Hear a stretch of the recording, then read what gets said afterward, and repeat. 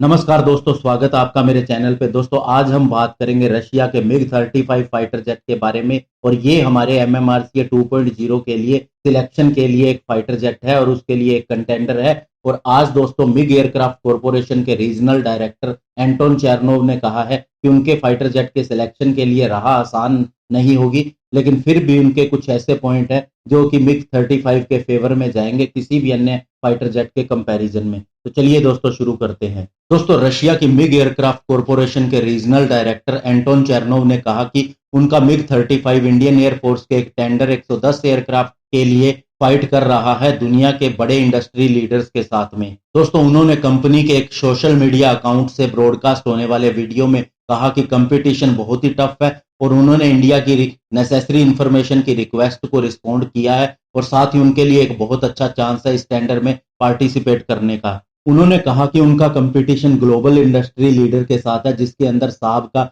Gripen ई aircraft आता है, Boeing का FA-18 आता है, डसोल्ट का राफेल और यूरोफाइटर का टाइफून है और इसके अलावा लॉकहीड मार्टिन का F-16 को अपग्रेड करके स्पेशली इंडिया के लिए बनाया गया F-21 फाइटर एयरक्राफ्ट शामिल है। उन्होंने कहा कि अमेरिकन बहुत ज्यादा डिसीसिव है और उन्होंने ऑलरेडी अपनी प्रोडक्शन लाइन को इंडिया के अंदर कंप्लीटली ट्रांसफर करने के लिए डिक्लेरेशन भी कर दिया है और इसके लिए वे पूरी तरह से तैयार हैं और इसके अलावा इसके अंदर ट्विन इंजन एयरक्राफ्ट भी शामिल है। दोस्तों रशियन मैन्युफैक्चरर के हिसाब से मिग के साथ में जाने से उन्हें बहुत ज्यादा फायदा होगा क्योंकि इसकी इंडिया के अंदर एक ऑलरेडी रेपुटेशन है और इसके अलावा उन्होंने अपने प्रोजेक्ट को इंडिया के मेक इन इंडिया इनिशिएटिव के साथ में अटैच कर दिया है और ऑलरेडी मिग के लिए उनके वहां इंफ्रास्ट्रक्चर इंडिया के अंदर अवेलेबल है। और मेक इन इंडिया एक ऐसा गवर्नमेंट का इनिशिएटिव है जिसके अंदर कंट्री को एक ग्लोबल मैन्युफैक्चरिंग हब बनाना है और साथ में ही बाहर के मैन्युफैक्चरर को इस बात के लिए प्रेरित करना है कि वे अपनी प्रोडक्शन लाइन को इंडिया के अंदर स्थापित कर सकें। और दोस्तों इंडियन एयरफोर्स के टेंडर के हिसाब से न केवल प्रोडक्शन की लोकली